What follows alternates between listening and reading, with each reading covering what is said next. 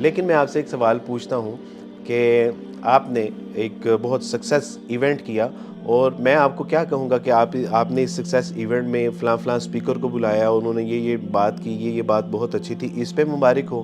یا میں آپ سے یہ کہوں گا کہ پورے ایونٹ کی اوور آل آپ کو بہت جو ہے نا کانگریچولیشن، بہت مبارک ہو.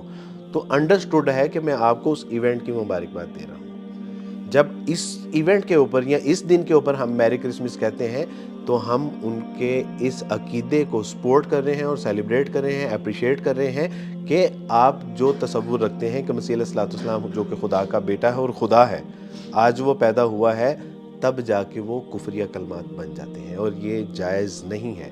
اس میں آئمہ نے لکھا ہے، انہوں نے کہا کہ اگر آپ کسی غیر مسلم کو کسی کفریہ تہوار کے اوپر مبارکباد دیں تو بالکل آپ کسی کو ایسے ہی مبارکباد دے رہے ہیں کہ جس طرح وہ کسی کے ساتھ بدکاری کر کے یا وہ سور کو ذبح کرے اور اس کے اوپر جو ہے وہ آپ سیلیبریٹ کر رہے ہیں، بالکل ایسے ہی ہیں. عمر فاروق ایون اس سے ورس کہ سور کو ذبح کرنا یا بدکاری کرنا تو چھوٹا گناہ ہے، شرک تو اس سے اوپر گناہ ہے. عمر فاروق رضی اللہ تعالیٰ نے اس کے حوالے سے واضح انداز میں فرما دیا، چونکہ آج یہ ایک ٹرینڈ بن چکا ہے، برانڈ بن چکا ہوا ہے، اس کے ساتھ کاروبار اور جو ہے وہ پیسہ اور انڈسٹریز جو ہے وہ اس کے ساتھ وہ اٹیچ ہو گئی ہیں. تو آج مسلمان اس میں پارٹیسپیٹ کرنے میں بالکل ہچکچا نہیں رہا.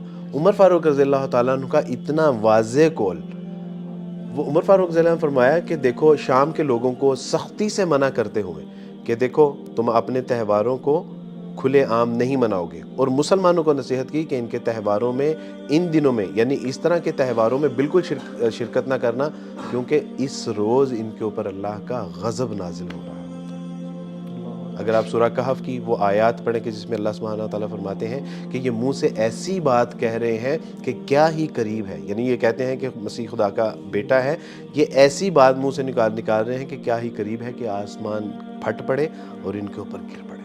یعنی ایسی، اور ہم اس میں کیا کہہ رہے ہیں؟ میری کرسمس سیلیبریٹ، اور ہم کہہ رہے ہیں کہ جی اس میں ہوتا ہی کیا ہے. اس میں کہتا ہوں کہ یار ٹھیک ہے، آپ نے ان کے خوشی میں، ان کے غم میں شرکت کرنی ہے نا. جب یہ بیمار ہوتے ہیں تو ان کی عادت و تیمارداری کرنے کے لیے چاہیے. جب یہ شادی بیاہ ہوتے ہیں تو ان کی بچی کو گفٹ دیجیے اور اس کے سر پہ دست شفقت رکھیے. کوئی انتقال ہو جاتا ہے تو ان کی اشک شوئی کیجیے. تنگی تکلیف پریشانی مجبوری میں آپ کیجئے. ٹرکوں کے اوپر یہ جب گرمی میں کوڑا اٹھا رہے ہوتے ہیں اور پسینے سے شرابور ہوتے ہیں، جائیے ان کا پسینہ پہنچیے، ان کو پانی پلائیے، ان کو کھانا کھلائیے. سڑکیں یہ جو ہے وہ خاک روب جو سڑکیں صاف کر رہے ہوتے ہیں، کبھی اس کو اپنے سینے کے ساتھ لگا کے اپنے سینے کی ایمان کی ٹھنڈک اس تک پہنچائیے. یار بس یہی ایک کام بچا ہے پارٹیسپیٹ کرنے کے لیے، باقی کاموں میں ہم کہاں چلے جاتے ہیں. تو یہ ان کو گلا ہے.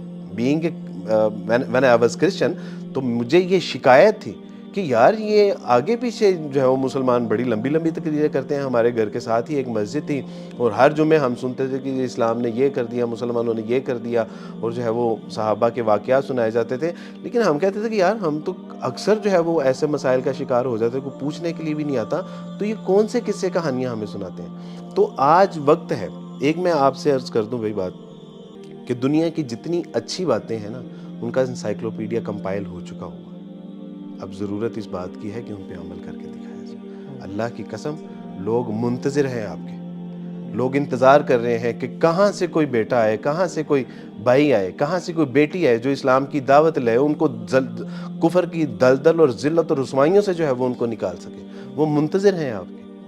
اللہ کی قسم یہ ہماری ذمہ داری ہے، اور ہماری آخرت کی کامیابی اور کامرانی میں ہمارا بنیادی کردار اس میں اگر نہیں ہوگا، سچی بات ہے آخرت میں ذلت و رسوائی ہے. میں اکثر کہتا ہوں کہ اگر آخرت میں کسی جان نے، کسی مائیکل نے میرا گریبان پکڑ لیا نا تو میں اسے چھڑا نہیں سکتا، اور وہ کہے گا کہ اللہ سبحانہ وتعالیٰ جی ان کو آپ تو جنت کے پروانے دے رہے ہیں، آپ ان سے پوچھئے کہ انہوں نے کیا توحید کا پیغام ہم تک پہنچایا. اللہ جی یہ لاسٹ اینڈ فائنل سٹیٹمنٹ تھا جو دنیا اور آخرت کی کامیاب اور کامرانی کی ضمانت دیتی تھی. اللہ جی پوچھئے کہ انہوں نے اس کا پیغام ہم تک پہنچایا. خاتم النبیین تھے، رسول اللہ رحمۃ للعالمین تھے، ان کے اوصاف مستشرقین نے تو ہم تک پہنچائے. ان کے پاس سیرت کی کتابیں تھیں، انہوں نے تو کبھی ہمیں نہیں بتایا.